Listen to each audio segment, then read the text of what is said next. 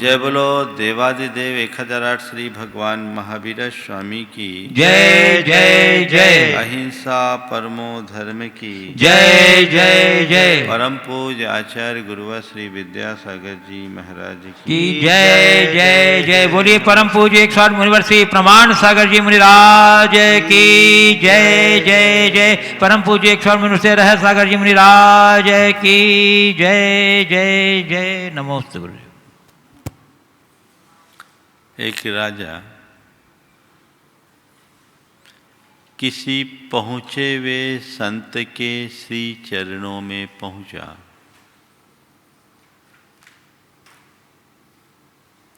और उनसे तत्वोपदेश देने का निवेदन किया। राजा की प्रार्थना सुन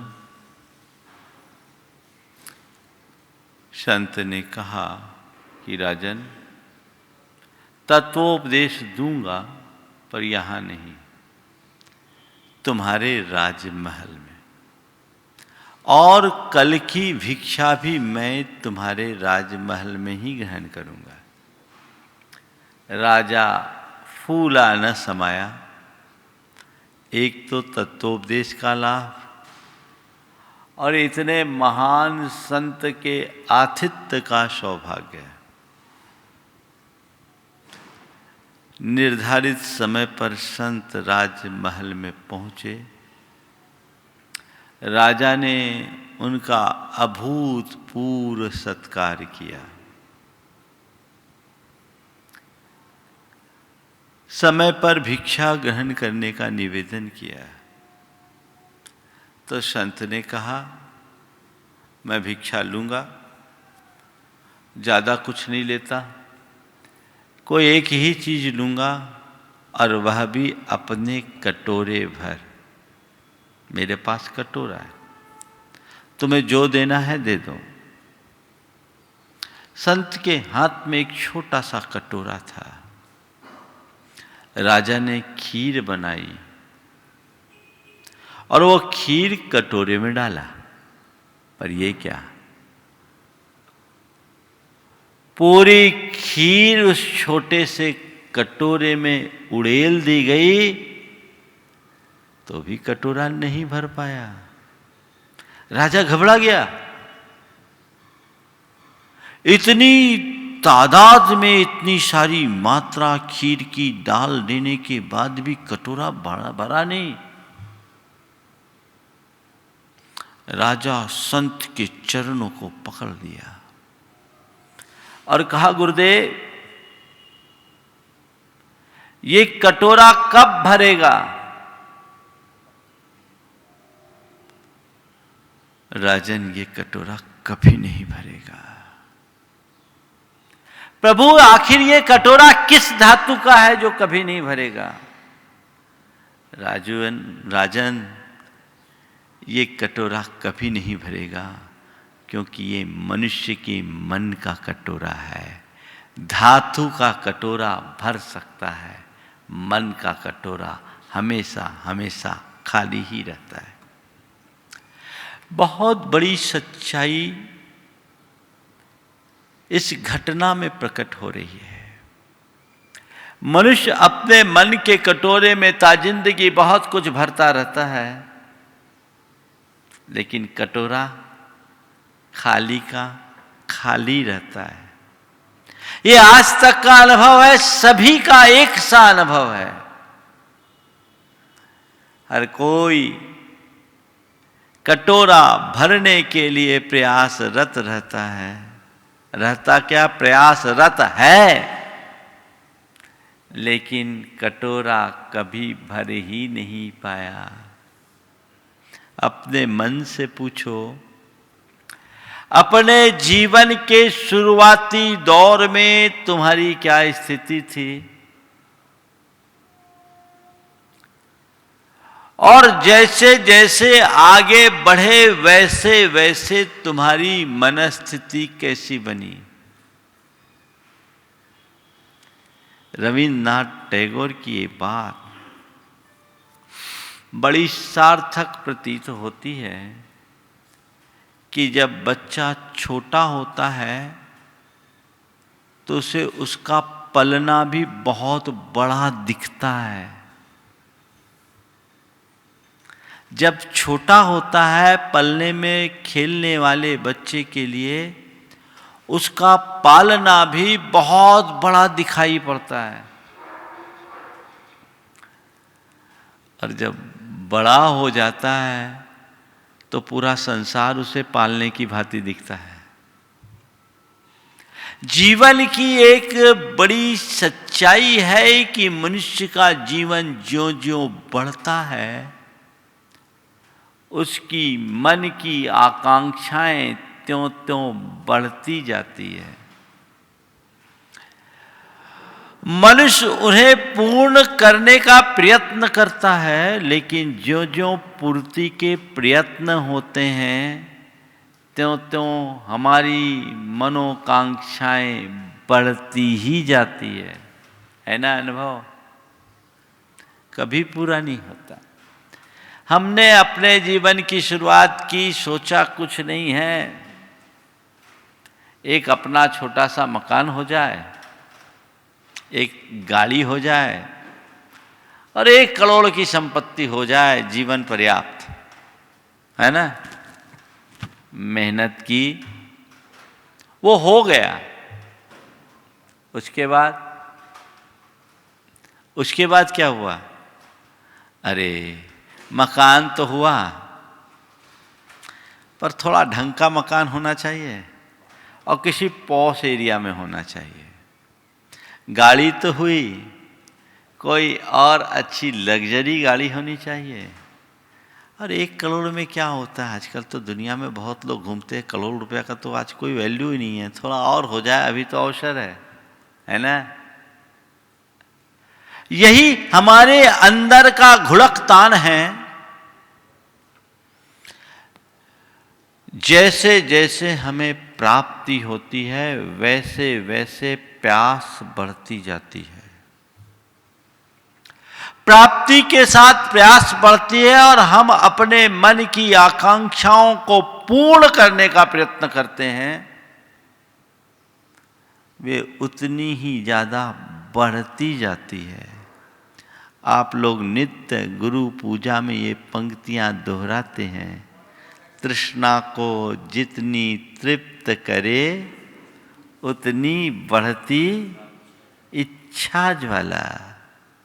ये बढ़ रही है, अनुभव है। सवाल इन पर नियंत्रण का है। 4 बातें आज के संदर्भ में आप सबसे करूंगा। आकांक्षा, भोगाकांक्षा, दुराकांक्षा और अनाकांक्षा। ये 4 स्थितियां हमारे मन की है। सबसे पहली आकांक्षा, दूसरी भोगाकांक्षा, तीसरी दुराकांक्षा और चौथी अनाकांक्षा। हम अपने मन को पलट कर देखें। हर मनुष्य के मन में कोई ना कोई आकांक्षाएं तो होती है। आकांक्षा मुक्त व्यक्ति का जीवन नहीं होता। जो भी प्रवृत्ति में जी रहा है उसके मन में कोई ना कोई आकांक्षा है। आप यहाँ भी आए हो तो एक आकांक्षा लेकर आए, महाराज का सानिध्य लाभ लेंगे, प्रवचन लाभ लेंगे। मैं भी यहाँ बैठा हूँ, निष्कांक्ष होकर नहीं बैठा, इसी आकांक्षा से कि चलो थोड़ी तत्व की बात कर लूँ, लोगों का हित सध जाए। मेरे मन में आप सबकी हित की आकांक्षा है, इसलिए मैं बोल रहा हूँ। आपके अंदर भी आकांक्षा है, मेरे अंदर भी आकांक्षा। ये आकांक्षा जीवन को हित के मार्ग में ले जाती है। इस तरह की आकांक्षा मनुष्य के प्रगति के रास्ते खोलती है। बिना आकांक्षा के प्रगति नहीं। अगर मेरे मन में कल्याण की आकांक्षा जगेगी तभी मैं कल्याण के मार्ग पर लग सकूंगा। जब तक मुक्ति की आकांक्षा जागृत नहीं होती तब तक वैराग्य का अंकुर नहीं फूटता। जब तक आत्महित की आकांक्षा नहीं जगती तब तक व्यक्ति धर्म के मार्ग पर नहीं लगता। आकांक्षा बुरी बात नहीं है यदि वह एक सीमा में हो तो। आपको अपने मन को पलटकर देखना है कि मेरे अंदर की आकांक्षाएं कैसी है। जीवन के लिए जरूरी आधारभूत साधनों को जोड़ने की आकांक्षा है, प्राप्त संसाधनों के सदुपयोग करने की आकांक्षा है, इस मनुष्य जीवन को सार्थक बनाने की आकांक्षा है, अपने जीवन को पाकर कुछ अच्छा करने की आकांक्षा है, या विपुल संपत्ति के स्वामी बनने की आकांक्षा है, दुनिया में नंबर 1 बनने की आकांक्षा है, प्रगाढ़ भोगों को प्राप्त करने की आकांक्षा है, सबके ऊपर अपनी सत्ता स्थापित करने की आकांक्षा है। किस तरह की आकांक्षा है? एक इच्छा और चाह वह है जो जीवन के लिए आवश्यक संसाधनों को जुटाने के लिए उत्पन्न होती है। वह बुरी नहीं है, चाहे वो जीवन के निर्वाह से संबद्ध हो या जीवन के निर्माण से।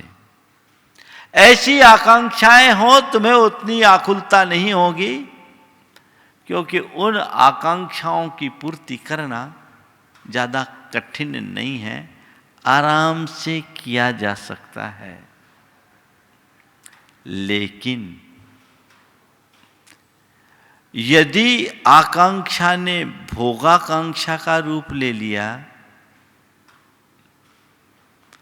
तो भोगाकांक्षा दुष्पूर है। भोगों की चाह अमिट है, वो कभी पूर्ण नहीं हो सकती। जैसे किसी के शरीर में खाज हो जाए तो खाज खुजाने से खाज मिटती नहीं, कुछ पल को राहत का आभास भले हो जाए, लेकिन जितनी जितनी खाज खुजाओगे खाज उतना ही बढ़ता जाता है। ये अनुभव है ना? तो जैसे शरीर के खाज के प्रति जब भी तुम्हारे मन में होता है, तुम बुद्धिपूर्वक अपने आप को नियंत्रित करते हो कि भैया खाज खुजाने से कुछ लाभ नहीं होने वाला, उल्टा जलन का आभास और होगा, खाल छिल जाएगी, जलन होगी, आप अपने आप को दूर कर लेते हो। संत कहते हैं जैसे शरीर की खाज अमिट है वैसी विषयों की खाज भी अमिट है। जैसे शरीर में खाज हो तो खुजाने की जगह आप उसमें मरहम लगाकर उस खाज को मिटाते हैं, तो मन में जब भी विषयों की खाज उठे उसकी पूर्ति के लिए खुजाने की जगह उसमें सद्ज्ञान का मरहम लगा लो तो वो खाज मिट जाएगी। भोगाकांक्षा मिटती नहीं। ये भोगों की आकांक्षा चाहे पंचेंद्रिय के विषयों से संबद्ध हो, धन पैसे से संबद्ध हो, नाम से संबद्ध हो या अन्य सुख भोग से संबद्ध हो, ये दिनों दिन प्रबल होते जाती है। इस पर नियंत्रण जरूरी है, क्योंकि ये मनुष्य को अंतहीन दौड़ में केवल दौड़ाती है, पहुंचाती नहीं। हर मनुष्य सोचता है इतना कर लूं फिर हो जाएगा, इतना कर लूं फिर हो जाएगा, इतना कर लूं फिर हो जाएगा। लेकिन सारी जिंदगी आपाधापी और भाग दौड़ में बिता देने के बाद भी वो अपनी चाह को पूरी नहीं करता। संत कहते हैं कदाचित तुम्हारे मन में भोगाकांक्षा हो तो वो भी स्वीकार्य हो सकती है, लेकिन एक सीमा तक।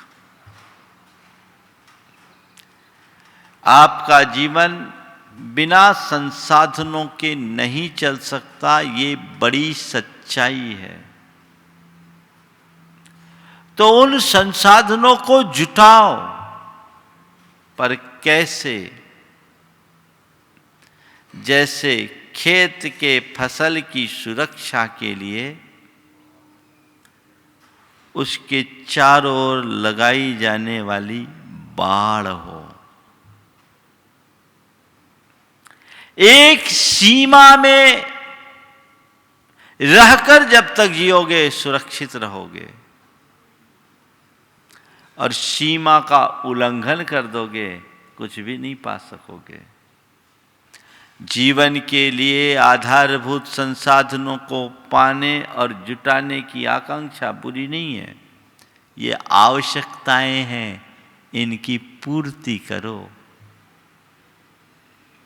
अगर इतने तक है तो वो भोगाकांक्षा है, लेकिन वे हावी हो गई तो दुराकांक्षा है। भोगाकांक्षा को एक हद तक नियंत्रित किया जा सकता है, दुराकांक्षाएं तो कभी पूरी हो ही नहीं सकती।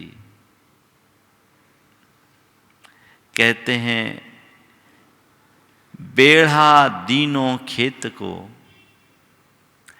बेढ़ा खेती खाए, तीन लोक संशय पड़ा, काहू करे समुझाए। खेत के चारों तरफ जो बाड़ लगाई जाती है, किस लिए लगाई जाती है? खेत के फसल की सुरक्षा के लिए ना। उत्तम फसल होती है, और बाढ़ किसकी होती है? कटीली झाड़ियों की। अब कोई व्यक्ति खेत में बाढ़ लगाए और बाढ़ ही पूरी तरह खेत में फैल जाए तो उसे हम क्या कहेंगे? हाँ? थोड़ा विचारना। आपने धन को, अच्छे साधनों को, भोगोपभोग की अन्य सामग्री को जुटाया, किसके लिए? जीवन के निर्वाह के लिए, अपने जीवन के लिए। चलिए, जैसे खेत में अगर बाढ़ नहीं लगाए तो मवेशी फसल को बर्बाद करेंगे। अगर ये साधन नहीं जुटाए तो जीवन जीना मुश्किल है। जियो, कोई दिक्कत नहीं है, पर विचारना केवल ये है कि हमने ये संसाधन जीवन के लिए अपनाया या अपने जीवन को इन संसाधनों के लिए खपाया। अगर जीवन के लिए अपना रहे हो तो बाढ़ अलग है और खेत अलग है। खेत सुरक्षित है, और जीवन उसमें खपा रहे हो तो समझना बाढ़ खेत बन गई। मैं ऐसे अनेक लोगों को जानता हूं जो अपार वैभव के धनी हैं, पर रात दिन अभी भी उसी नशे में जी रहे हैं और कमाने में फुर्सत नहीं है। फुर्सत नहीं है, चैन भी नहीं है, परेशान है, भाग दौड़ कर रहे हैं। क्यों? आखिर कितना और कब तक? कहीं तो रुकना चाहिए, कहीं तो थमना चाहिए। शुरुआत में मनुष्य अपने जरूरतों के लिए धन पैसा जोड़ता है, धन कमाता है, आगे चलकर धन कमाना ही उसकी जरूरत हो जाती है। वो एक प्रकार का पैशन बन जाता है, धुन बन जाता है। जिसने धन कमाया अपने जीवन के लिए, उसके लिए बाढ़ बाढ़ है और खेत खेत। लेकिन जो धन का धुनी बन गया, समझ लेना उसकी बाढ़ खेती को खा गई। जीवन से ऊपर इन्हें मत रखना, इन्हें हमेशा जीवन से नीचे रखना। ये जीवन के लिए उपयोगी हो सकते हैं, पर इनके लिए जीवन बर्बाद करना कतई उचित नहीं है। ऐसी स्पष्ट समझ अपने मन में होनी चाहिए। अगर मन में ऐसी समझ विकसित हो गई तो फिर जीने का मजा ही कुछ और होगा। अपने भीतर ऐसी समझ को विकसित करें।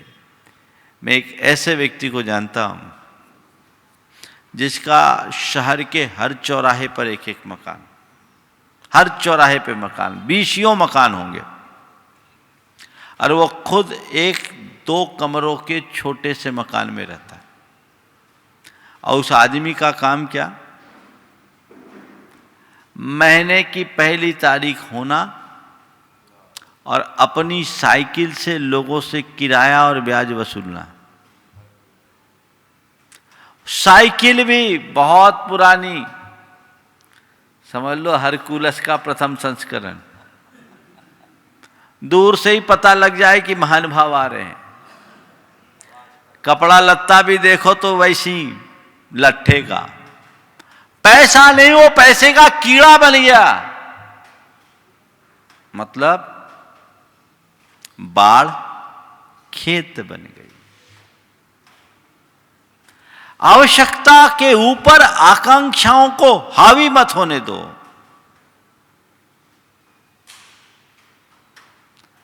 अंकुश रखो, नियंत्रित रखो, तो आप भोगाकांक्षा के मध्य रहते हुए भी उतने दुखी नहीं हो पाओगे। हालांकि ये बात भी सत्य है कि भोगाकांक्षा से तृप्ति नहीं मिलती। ये सब ढपोर शंख कहलाते हैं। ढपोर शंख जानते क्या होता है? एक फकीर एक व्यक्ति के यहाँ मेहमान हुआ। उसने उसका आतिथ्य किया, खिलाया पिलाया, बड़ा खुश हुआ। बोला, भाई तुम दिख तो बहुत साधारण रहे हो, लेकिन जिस तरह का भोजन तुमने कराया अच्छे अच्छे सेठ साहूकार नहीं करा सकते। तुम्हारे पास क्या राज है? बोले, कुछ नहीं, मैं जीवन जब से होश संभाला आप जैसे संतों फकीरों की सेवा करते आ रहा हूँ। एक बार आप जैसे किसी संत का आगमन हुआ था, वो मेरी सेवा से प्रसन्न हुए और उन्होंने एक शंख दे दिया और कहा था, ये शंख है, तुम्हें जब जो जरूरत हो इसमें फूंक मारना, जो चाहोगे वो मिल जाएगा। तो तब से मैं यही करता आ रहा हूँ। ये दिव्य शंख मेरे पास है, आप जैसे कोई भी आ जाए, मुझे जब जो ज़रूरत होती है शंख फूंकता हूँ, वो चीज़ें उपलब्ध हो जाती है और आप लोगों की सेवा से मैं कृतार्थ हो जाता हूँ। उसने कहा, अरे तुम्हारे पास दिव्य शंख है ना, मेरे पास भी एक शंख है। ये शंख तो तुम्हें उतना देता है जितना तुम चाहते हो, और मेरे पास जो शंख है वो बड़ा अलौकिक शंख है। वो शंख तुम्हें दूना देगा, तुम जितना चाहो उससे दूना। क्या विचित्रता है! जितना तुम चाहते हो उतना देने वाला शंख तुम्हारे पास है, पर मेरे पास ऐसा शंख है जो तुम चाहो उससे दूना देगा। देखो, मैं तो हूं फकीर, मुझे तो ज्यादा कोई चाह नहीं, पर तुम ठहरे गृहस्थ, यदि तुम चाहो तो मुझसे अपना शंख एक्सचेंज कर सकते हो। अब क्या था? जितना चाहूं उतना देने वाला शंख था, पर उससे दूना पाने की दुराकांक्षा मन में जग गई। उसने कहा आप दिखाओ अपना शंख। शंख दिखाया, टेस्ट किया, फूंक मारा, बोला एक मकान दे दो। कहा एक क्यों, दो ले लो। एक बेटा दे दो, बोले एक क्यों, दो ले लो। एक खेत दे दो, बोले एक क्यों, दो दे दो, दो ले लो। बोला वाह गजब का शंख है। अभी तक तो जो मैं चाहता था, बोलता था, शंख वही देता था, ये तो डबल दे रहा है। मुंह में पानी आ गया। फकीर ने कहा ले ले, बस तू ले ले, अपना शंख मुझे दे दे। वो आपस में शंख बदल दिया, दिव्य शंख दे दिया और फकीर का शंख ले लिया। बड़ा खुश था कि आज मुझे एक अपूर्व उपलब्धि हुई। फकीर तो चला गया। अब जब इसे कोई जरूरत पड़ी, इसने शंख फूंका और उसने कहा मुझे 1000 रुपये दे दो। शंख ने 2000 ले लो। बोले 2000 ही दे दो। बोले 4000 ले लो। 4000 ही दे दो। बोले 8000 ले लो। बोले चलो 8000 ही दे दो। बोले 16000 ले लो। उसने कहा हद हो गई, ये बोल तो सब रहा, दे कुछ नहीं रहा है। जो मांगू वो बोल रहा है इससे दूना ले लो, इससे दूना ले लो, इससे दूना ले लो, पर दे कुछ नहीं रहा। बड़ा परेशान। पास का शंख तो चला गया जो दिव्य शंख था। अब ये शंख है। एक दूसरे संत उसके घर आए, उसने अपनी व्यथा कही। उन्होंने शंख को देखा और कहा बंदे ये ढपोर शंख है, बोलेगा सब, देगा कुछ नहीं। समझ गए ना? तो ऐसा ही ढपोर शंख है। इतना हो जाए फिर सुख मिलेगा, इतना हो जाए फिर सुख मिलेगा, इतना हो जाए फिर मिल जाएगा, इतना हो जाए फिर तृप्ति। हाँ, कभी नहीं मिलने वाला। और इसी के चक्र में फंसकर व्यक्ति आकांक्षा से दुराकांक्षा में परिवर्तित हो जाता है। ये दुराकांक्षाएं मनुष्य को पूरे जीवन दौड़ाती है। उनकी कभी पूर्ति नहीं हो सकती, चाहे कितनी भी भाग दौड़ कर लो। आकांक्षा है जीवन के लिए धन की आवश्यकता, मुझे धन चाहिए। दुराकांक्षा मुझे सबसे ज्यादा धनी चाहिए, सबसे ज्यादा धन चाहिए। आकांक्षा कहती मुझे धन कमाना है, दुराकांक्षा कहती इंस्टेंट कमाना है, तुरंत के तुरंत कमाना है, ढेर सारा कमाना है ना? आकांक्षाओं की पूर्ति के लिए यदि व्यक्ति धीमे धीमे प्रयत्न करे तो कुछ हद तक उन्हें पूरा कर सकता है। लेकिन जब दुराकांक्षाओं के मकड़ जाल में मनुष्य फंस जाता है तो उसे बाहर निकल पाना बड़ा मुश्किल होता है। वह केवल दौड़ता है, दौड़ता, और उसके मन की आकांक्षाएं उसे दौड़ाती है, पहुंच नहीं पाता। अंततः उसी में गिर करके पस्त हो जाता है, कुछ नहीं होता। अपने मन को टटोलो, मेरे मन की स्थिति क्या है? आकांक्षा में है, भोगाकांक्षा में है, या दुराकांक्षा? बहुत लोग परेशान होते हैं दुराकांक्षाओं में। लोभ लालच जो है ना, उसकी तीव्रता दुराकांक्षा ही है। एक व्यक्ति आया और वो अपनी व्यथा कह रहा था, महाराज बड़ा नुकसान हो गया। क्या बात हुई? बोले महाराज जी, एक आदमी पर विश्वास करके हमने 20 लाख रुपए दे दिए, पैसा डूब गया। हमने कहा भाई दिया क्यों था? बोला महाराज ब्याज अच्छा दे रहा था, ब्याज अच्छा दे रहा था। हम बोले भाई करता क्या था? बोले रियल एस्टेट में था महाराज, उसको भारी नुकसान हो गया। हम बोले भाई डूबते जहाज में सवारी करोगे तो डूबोगे, उसमें क्या है? देने से पहले तो सोचना था, दिया क्यों? बहुत सारे लोग होते हैं ना ऐसे, लोभ लालच और अंधविश्वासों में फंसे लोगों का हाल बड़ा बुरा होता है, बर्बाद हो जाते हैं। अपने मन में आकांक्षाओं को नियंत्रित करने का मनोभाव बना के रखो। दुराकांक्षाओं को कभी भी न पलने दो। ये ऐसी होती है जो व्यक्ति को जरूरत से ज़्यादा महत्वाकांक्षी बनाती है, अति महत्वाकांक्षा उत्पन्न करती है। ऐसे लोग बड़े ज़्यादा अतृप्त होते हैं और अभिमानी भी हो जाते हैं। ऐसे लोगों के मन में प्रगाढ़ आसक्ति प्रकट हो जाती है जो जीवन का सारा संतुलन बिगाड़ देती है। अंततः कुछ भी प्राप्त नहीं होता, सब छूट जाता है। इस सच्चाई को समझना चाहिए। बड़ी पुरानी घटना याद आई। एक व्यक्ति का खेत था, खेत में एक रखवाले को रखा था। रखवाला खेत की रक्षा करता। एक रात एक गाय आई। गाय खेत की फसल खाने लगी। एकदम सफ़ेद धवल गाय, अलग तेज और कांति उस गाय में थी। उसकी सींगें भी अतिरिक्त चमक रही थी। जब रखवाले ने गाय को भगाना चाहा तो गाय ने मानवीय स्वरों में कहा कि मुझे मत भगाओ, मैं स्वर्ग की कामधेनु, मुझे जी भर करके चर लेने दो।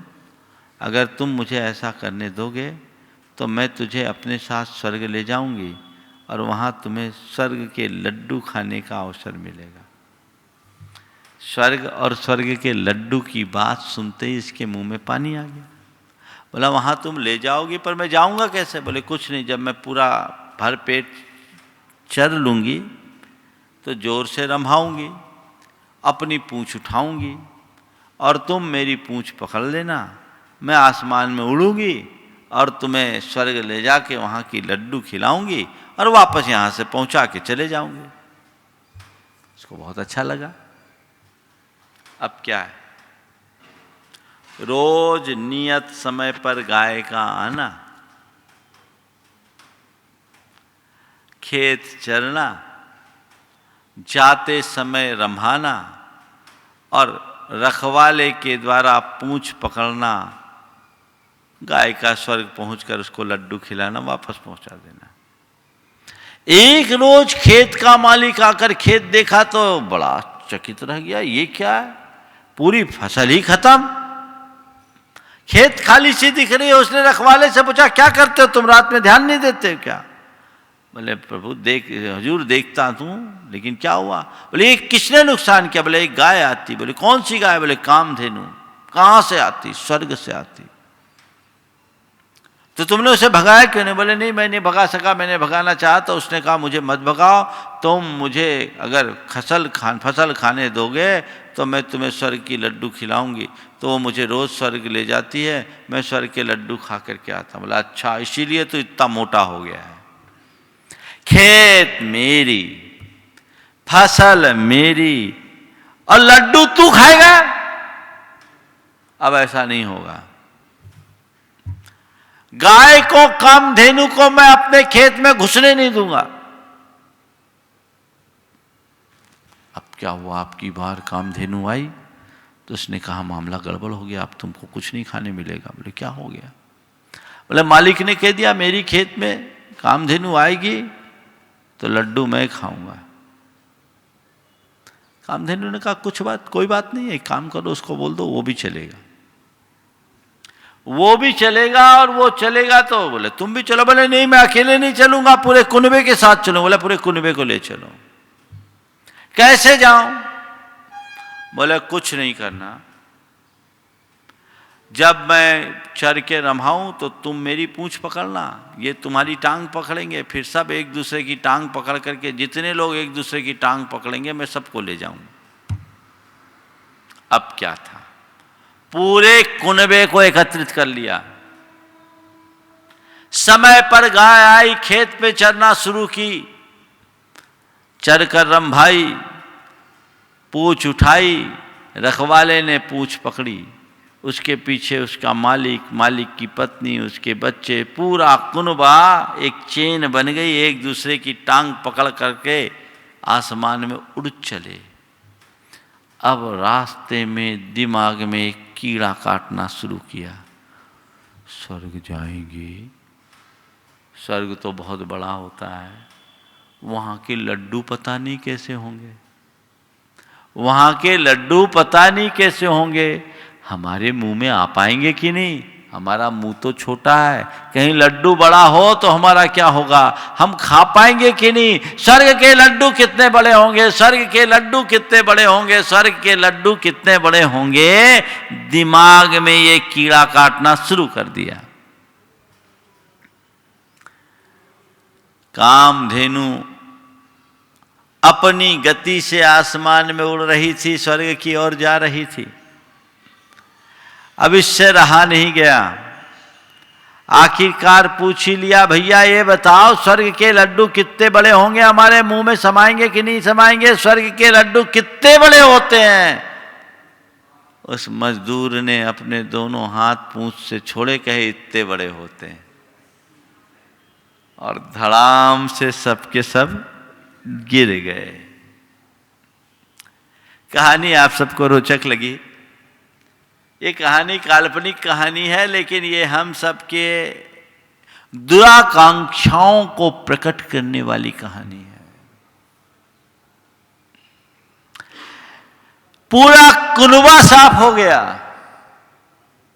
ऐसे ही कल्पनाओं के लड्डू खाते खाते खाते खाते लोग चारों खाने चित्त होते हैं। मन में एक भाव जगाइए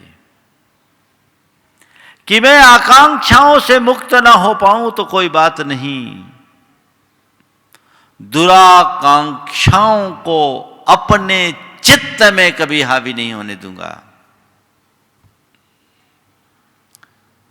अपने हितों की पूर्ति करूं, किसी के हितों में बाधक न बनूं। एक एक करके 1000 सीढ़ी चढ़ूं, एक साथ 100 सीढ़ी चढ़ने के सपने न देखूं। बूंद बूंद से घट भरूं, एक साथ सागर छानने का प्रयत्न न करूं। ये ऐसी अंधी दौड़ है जिसमें मनुष्य दौड़ दौड़ कर केवल दौड़ता, पहुंचता कहीं नहीं है। ऐसी मनोभावना अपने मन में जग जाए तो जीवन सुधर जाए। तो आकांक्षा, भोगाकांक्षा, दुराकांक्षा, और चौथी सबसे महत्वपूर्ण बात है अनाकांक्षा या निष्कांक्षा। वे लोग बड़े महान हैं और परम सुखी हैं जिनके मन में कोई आकांक्षा ही नहीं है, जो इच्छातीत हैं, जिनके मन में कोई चाह नहीं, कोई इच्छा नहीं, कोई क्रिया नहीं, और यदि कदाचित कुछ कर भी रहे हैं तो करते हुए भी न करने जैसे इच्छातीत अवस्था। वही हमारा साध्य होना चाहिए, वही हमारा लक्ष्य होना चाहिए। जब मन की सारी आकांक्षाएं मिटती है तभी आत्मा में स्थिरता आती है, और उसी आत्म स्थिरता के बल पर मुक्ति मिलती है। लेकिन ये बहुत ऊंचाई की बात है। अभी निचली भूमिका में मेरी आकांक्षा हो भोगाकांक्षा में बदले पर उसे मैं नियंत्रित करूं, पर दुराकांक्षा तो मन में आने ही न दूं, तब हम अपने जीवन में कुछ कर पाएंगे। मन की चाह तो निरंतर बढ़ती ही रहती है। आचार्य ज्ञान सागर जी ने एक बहुत अच्छी कहानी लिखी।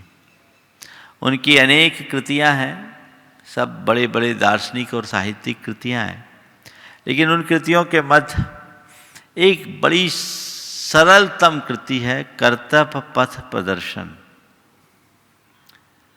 84 छोटे छोटे आख्यान हैं और वो समझना 84 के चक्कर से बचने के आधार है, कहीं मिले तो जरूर पढ़ना, बहुत सरल भाषा में। कर्तव्य पथ प्रदर्शन, उसमें उन्होंने एक प्रसंग लिखा 99 का फेर, है ना, सबके सब 99 के फेर में। ये 99 का फेर क्या है? एक सेठ था, अपार धन का स्वामी था,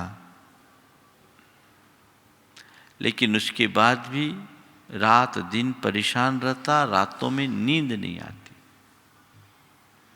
एक दिन उसकी धर्मपत्नी ने कहा, अपने पास इतना धन वैभव है फिर भी आप इतने अशांत रहते हो, आपके पास समय भी नहीं।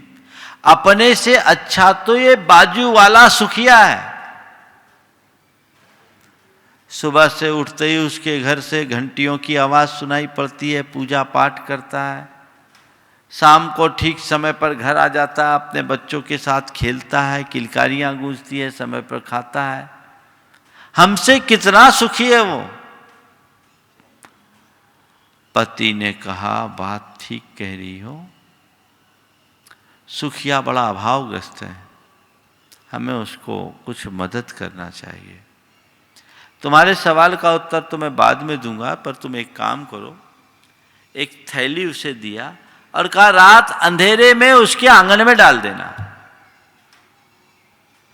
सुबह हुई, सुखिया की नजर उस पर पड़ी। लाल लाल थैली देखकर उसकी आंखों में एक अलग प्रकार की चमक आ गई, क्या है, और उत्सुकतापूर्वक आगे बढ़ा। उठाया वजन, खनखनाहट, खोल के देखा, चमकती हुई मोहरे। ओहो, जोर से आवाज लगाते हुए अपनी धर्मपत्नी से कहा, अरे देख तो भगवान ने आज अपनी सुन ली, आज भगवान ने इस भक्त पर कितनी बड़ी कृपा की, देख छप्पर फाड़ के दिया, देख तो कितने सोने दिए। और उसने उन मोहरों को गिनना शुरू किया। गुना तो कुल 99 थे। उसने कहा, हे भगवान, तूने दिया भी तो 99 दिया, एक और दे देता तो कितना अच्छा था। बड़ी मुश्किल, अब ये 99 है, एक और कर लूं तो 100 पूरे हो जाएंगे। टॉल्स्टॉय ने एक बहुत अच्छी बात कही, there are 2 tragedies in your life, one is not to get your heart desire, the other is to get it. हमारे जीवन में एक साथ 2 दुर्घटनाएं घटती है। पहली कि हम किसी चीज को चाहते हैं वो नहीं मिलती, और दूसरी कि वो मिल जाती। जब तक चाहें और न मिले तो बेचैनी, और मिल जाए तो किसी और को चाहने की बेचैनी। अब 99 आ गया, इसका सुकून नहीं, एक और करना है, 100 चाहिए। 100 कहां से लाए? अभी तक तो मेहनत मजदूरी करके आराम से अपना और अपने परिवार का पेट पालता था। अब क्या करे? एक मुहर जुटाने के लिए अलग से पैसा जुटाना है, ओवर टाइम काम करना शुरू किया। ओवर टाइम काम करना शुरू किया, अपना पेट काटना शुरू कर दिया। अब क्या है? सुबह की घंटी बंद, शाम की किलकारियां बंद, आरती बंद, कुछ नहीं। अल सुबह घर से निकले और देर रात घर लौटे, मशीन की भांति खटे, जैसे तैसे उसने कुछ पैसे जोड़े और उसने देखा कि इतने में एक मुहर तो मिल जाएगी। खूब खुश हुआ कि चलो आज एक मुहर मैं लेके आ रहा हूं, बाजार से एक मुहर लेकर आया और उसने उस झोली में उसे डाला, पोटली में डाला, 100 मुहर हो गए। पर तभी विचार आया इन मुहरों को रखूं कहां?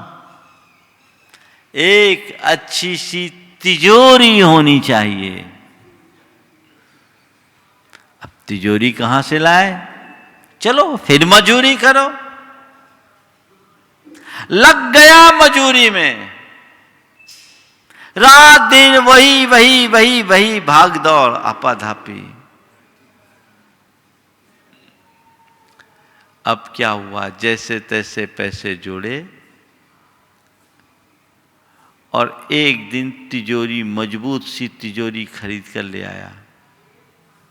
घर ला करके तिजोरी को रखा और तिजोरी में उसने उस मुहरों की पोटली को उड़ेला। तो देखता क्या है, तिजोरी इतनी बड़ी सी, अरे ये पोटली तो एक कोने में दबी है। अब जब मैं तिजोरी ले ही आया तो जब तक इसे पूरी ना भर लूं तब तक क्या मजा। कहते हैं वो आदमी आज भी उस तिजोरी को भरने में लगा हुआ है, आज भी अपनी उस तिजोरी को भरने में लगा हुआ है।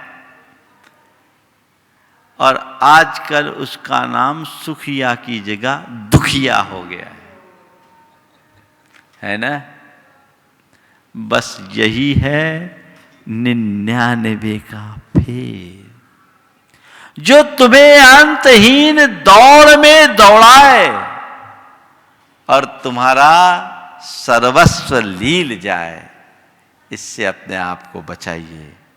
अपनी आकांक्षाओं पर अंकुश रखते हुए जीवन को संयम, सदाचार, सात्विकता के साथ बिताने का प्रयत्न करें, तभी हम अपने जीवन में कुछ सार्थकता घटित कर सकेंगे। समय आप सबका हो गया। मंगल भावना की 4 पंक्तियों के साथ विराम लूंगा। मंगल मंगल होए जगत में सब मंगलमय हो। मंगल मंगल होए जगत में सब मंगलमय हो। इस धरती के हर प्राणी का मन मंगलमय हो। इस धरती के हर प्राणी का मन मंगलमय हो। कहीं क्लेश का लेश रहे ना दुख कहीं भी हो।